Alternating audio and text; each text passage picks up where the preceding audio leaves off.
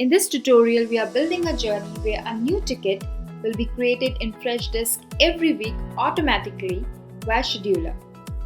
So let's build this journey. Select Scheduler by Quickwork as trigger. Then choose New Schedule Events as trigger event.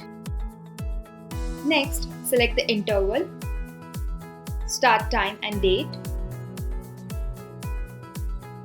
Now in steps, we have to create a new ticket via Freshdesk. Select Freshdesk.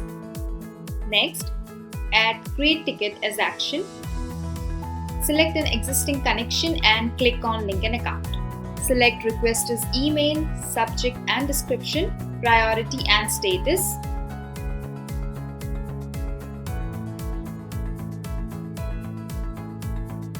We are now ready with our journey. Click on Save Changes and Start Journey. Now let's check the output. Check the execution. You see, our journey is executed successfully. Go to Freshdesk. We can see a new ticket is created with a subject specified. So in this way, we can create an automation journey where a new ticket will be created every week in Freshdesk automatically via Scheduler.